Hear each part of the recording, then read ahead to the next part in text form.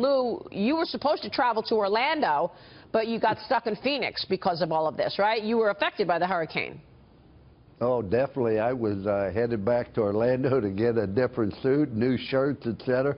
But I wouldn't be able to get back out to come to Phoenix to make a speech. So consequently, I had to adjust it. And my son is on the east coast of Florida. He's right in the path of it. And I certainly hope that he will join his mother with his family and get out of the devastation that might come. Well, we obviously wish the best for you and family and all those involved. We want to make sure they get to safety. Let me switch gears here, Lou. You're a Donald Trump supporter. Donald Trump will be hosting a town hall in New Hampshire today to prepare for that second face-off with Hillary Clinton. You're a coach. What would you advise Trump to do this time around, Coach? Well, it'd be like I've told our football team, I don't care what they do, predicated upon what we do. We have a game plan. We're going to stick to the game plan, and it doesn't matter what the opposition does. Now, when they attack him relentlessly by the media, by Hillary, etc., because they can't give a message. Just give your message about where we are and where we want to be. She does not really have a plan from what I see. It's just a constant personal attack by the media. So in other words, if he's saying something and she jumps on him and interrupts him, pulls a Tim Kaine like we saw in the VP debate, he just needs to keep going and say, stop interrupting me. I want to continue my thought. I would just say I was taught by my parents not to interrupt somebody when they're making an intelligent comment, and that's the thing with the Democrats. You constantly interrupt. It happened on the Pence, and why do you interrupt? Because you're afraid of the message the other person's getting out, and you're trying to distort it because you do not have a message of your own. It is so obvious to anybody that sees this. They constantly interrupt to distract because of the message. Coach, it's Dagan McDowell. It's close to the end in the fourth quarter, and Trump's behind. What does he need to do? What do you tell him? Well, we have to figure out a different way to get it. For example, if we're down at halftime by 25 points, that looks like insurmountable. We break it down where it seems to be reasonable. Okay, we're down by 25 men. We average 30 points a game on offense, so we should be able to score 15 points on offense. I'm going to ask the kicking game somehow to find a touchdown. I'm going to ask the defense somehow set up a touchdown. That gives us 30 points. If we hold them scoreless to say that, we win the game. You've got to break it down where it seems it's reasonable. For example, we have to win Nevada. We have to win. What's our plan to do it? Break it down to each state, what you have to do, and do whatever's necessary to get it done. But you can't just look at the whole big message. If you say, well, we're down by 25 points, we can never possibly come back. Break it down where it seems reasonable that you can achieve it. Coach, over your career, you had to have had some players who would not listen very well. What's your advice to, if you're going to coach this one, how do you get this all to listen a little more? Good question. I had children who didn't listen as well as players, but I do not fault the athletes. I do not fault the band members. I fault the leadership. They have a choice. They can make that choice. They want to kneel down. I just think that the leaders, as this is what we would do.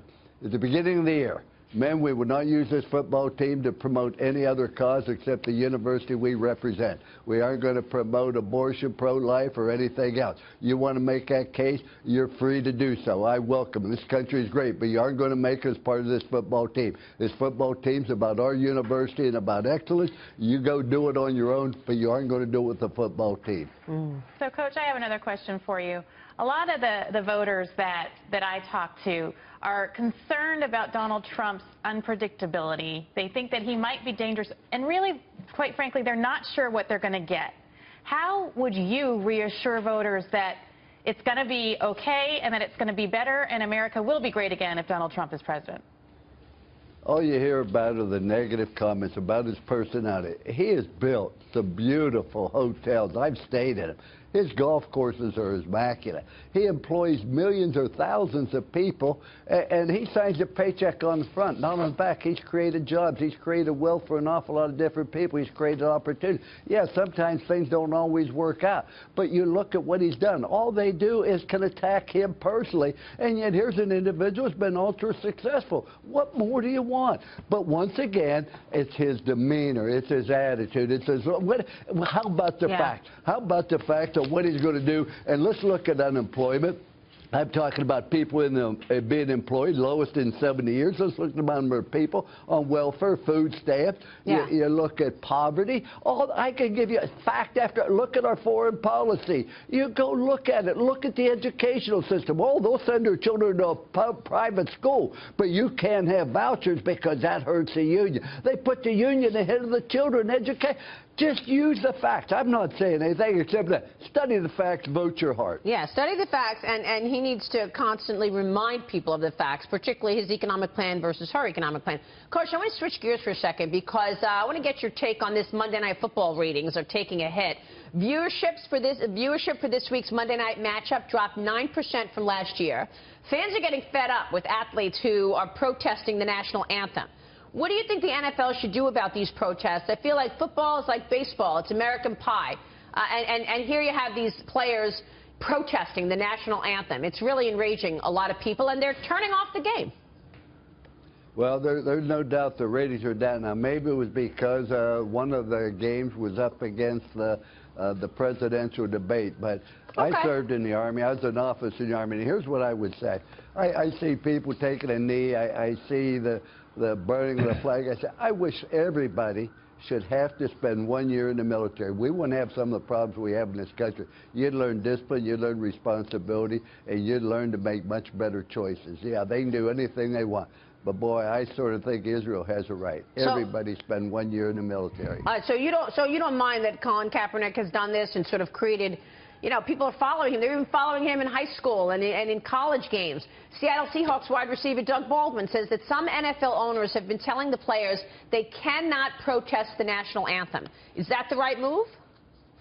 Well, I know when I coached in the NFL, we practiced standing for the national anthem with our toes on the 50-yard line and our helmet under our left hand, our right hand on our heart. I saw the Minnesota Vikings do it under Bud Grant. That was the most impressive thing before the game, to show the respect, the togetherness. What gets me is you have the right to do it. I'm not criticizing that. Right. But it's the people in the leadership that have to decide what they're going to do with it. And many of these people are taking the knee, and I see it in high schools, they don't even know what they're doing it for.